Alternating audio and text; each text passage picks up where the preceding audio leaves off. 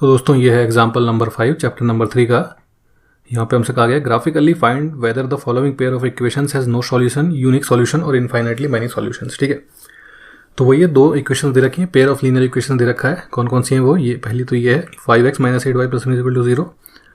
दूसरी ये 3x - 24/5y + 3/5 = 0। तो ये पूछा गया कि क्या है इनका स्टेटस, क्या है इनका यूनिक सॉल्यूशन होगा, नो सॉल्यूशन होगा, इनफाइनाइटली मैनी सॉल्यूशन होंगे। ठीक है, तो ये तो हम देखिए वैसे ही बता सकते हैं, लेकिन ग्राफिकली इन्होंने बोला ग्राफिकली बता देंगे।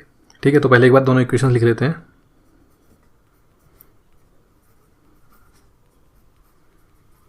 एंड दूसरी क्या है?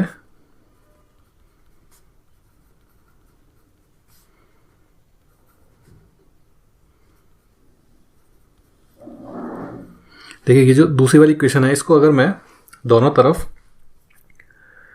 5/3 से मल्टीप्लाई करूं तो मेरे पास क्या बचेगा? 5/3 इंटू 3x - 24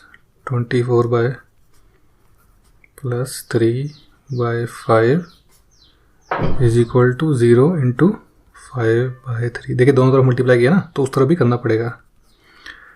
देखिए पहले जब ये 3 से मल्टीप्लाई होगा तो 3 से 3 कट जाएंगे, तो हमारे पास क्या बचेगा? 5x माइनस, देखिए 5 से 5 कट जाएगा और 24 को काटेगा 8 से, तो 8y। उसके बाद देखिए 3 से 3 कटेगा, जब ये इससे मल्टीप्लाई होगा तो 3 से 3 कटेगा, 5 से 5 कटेगा, तो सिर्फ क्या रह जाएगा 1। और इधर देखिए 0 से मल्टीप्लाई होगा तो 0। अब देखिए आप ये जो इक्वेशन दे रखी थी और ये वाली जो इक्वेशन थी ये सेम हो गई सिर्फ इससे मल्टीप्लाई करने के बाद। तो बेसिकली हमें क्या पता पड़ा, ये दोनों सिर्फ सेम ही इक्वेशन थी, या आप कह सकते हैं कोइंसिडेंट थी। कोइंसिडेंट कैसे थी? हमने देखा था कोइंसिडेंट जब लाइंस होती हैं तो उनके लिए कंडीशन क्या होती है? फॉर कोइंसिडेंट कंडीशन है हमारे पास a1/a2 = b1/b2 = c1/c2। वैसे तो ये इक्वेशन सेम ही आ गई है, तो अब ज़्यादा सवाल करने की ज़रूरत नहीं है, लेकिन अब फिर भी ये जो कोइंसिडेंट है, ये जो मतलब ये जो रेशोज़ हैं, इनको एक बार अगर आप चाहें तो देख सकते हैं। तो देखिए दोनों लाइनें मैं लिख लेता हूँ यहाँ पे।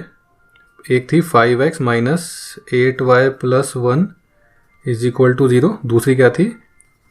3x - 24/5y + 3/5 = 0। हमारी जो स्टैंडर्ड फॉर्म होती है वो क्या होती है? a1x + b1y + c1 = 0, a2x + b2y। ठीक है, कंपेयर कर लेते हैं। a1 क्या होगा?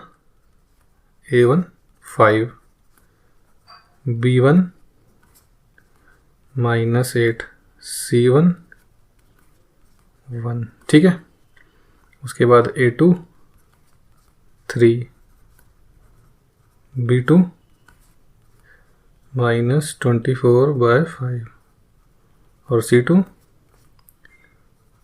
3/5। ठीक है, चलिए अब रेशो निकाल लेते हैं। a1/a2 कितना होगा?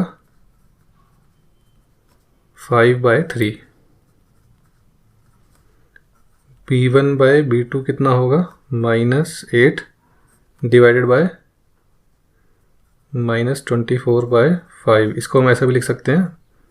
देखिए नीचे है तो ये उल्टा हो जाएगा जब मल्टीप्लिकेशन में आएगा, -8 इंटू -5/24। ये इससे कट जाएगा 3, माइनस से माइनस कट जाएगा, कितना आएगा? 5/3। उसके बाद c1/c2 निकाल लें तो c1 क्या है? 1 डिवाइडेड बाय 3/5। देखिए नीचे है तो ये ऊपर आएगा, तो ये उल्टा हो जाएगा 5/3। ठीक है, तो हमारे पास क्या आया? हमारे पास आ गया a1/a2 = b1/b2 = c1/c2 = 5/3। ठीक है, ये कंडीशन किसके लिए होती है? जब a1/a2 = b1/b2 = c1/c2 होता है। ये होता है कोइंसिडेंट लाइन। कोइंसिडेंट लाइंस का मतलब कि लाइन एक ही होगी, दोनों लाइन जो हैं वो एक ही होगी। ठीक है, तो चलिए अब लाइन बनाने की कोशिश कर लेते हैं। देखिए लाइन तो हमारे पास सिर्फ इससे मल्टीप्लाई किया तो लाइन एक ही आ गई है, वो क्या है? ये वाली। ठीक है, तो हम इस लाइन को यहाँ लिख लेते हैं 5x - 8y + 1 = 0। ठीक है, और x और y की वैल्यूज़ निकालने की कोशिश कर लेते हैं हम, x और y। ठीक है, अब देखिए अगर मैं x की वैल्यू यहाँ पे y की वैल्यू मैं लेता हूँ -1/2 इस इक्वेशन में, तो आपको x मिलेगा -1, ठीक है। उसके बाद अगर मैं y की वैल्यू लेता हूँ 2, तो आपको x मिलेगा 3। अब ये वैल्यूज़ मैंने क्यों ली हैं, क्योंकि ये थोड़े नंबर्स ठीक आ रहे हैं। अगर आप इसमें कुछ भी ले लेंगे ना रैंडमली, तो आपको मतलब जैसे अगर आप y की वैल्यू 0 लीजिए तो x क्या आएगा -1/5, तो थोड़ा प्लॉट करने में दिक्कत होगी, इसलिए थोड़े नंबर मैंने इस तरह से लिए हैं, ठीक है। चलिए अब इनको पॉइंट कर लेते हैं ग्राफ पे। तो x की वैल्यू है -1 और y की वैल्यू है -1/2। देखिए -1/2 कहाँ पे होगा, 0.5 होगा ना, तो यहाँ कहीं होगा, और x की वैल्यू है -1, तो ये पॉइंट जो होगा ये होगा, ठीक है। उसके बाद दूसरा पॉइंट है 3, x की वैल्यू 3 और y की वैल्यू 2, तो ये जो पॉइंट होगा ये कहाँ होगा, देखिए x की वैल्यू 3 पे पॉइंट निकाल लेते हैं और y की वैल्यू जो है वो 2 है, ये वाला पॉइंट होगा, ठीक है। तो इन दोनों को पॉइंट्स को जोड़ती हुई एक लाइन हमें बनानी पड़ेगी, ठीक है। ये जो हमारी लाइन बन गई इसको हम क्या कह सकते हैं, इसको हम कह सकते हैं 5x - 8y = -1, ठीक है। तो दोनों लाइनें जो थी वो एक ही थी, वो कैसी थी, कोइंसिडेंट थी, क्योंकि हमारे पास क्या आ गया था, ये a1/a2 = b1/b2 = c1/c2 = 5/3, तो दोनों लाइनें एक ही थी। इसको हमने 3 से मल्टीप्लाई, इस लाइन को हमने 5/3 से मल्टीप्लाई किया तो हमें पहली वाली लाइन मिल गई, ठीक है। तो दोनों लाइनें कोइंसिडेंट थी, तो उसकी एक ही लाइन बनेगी दोनों का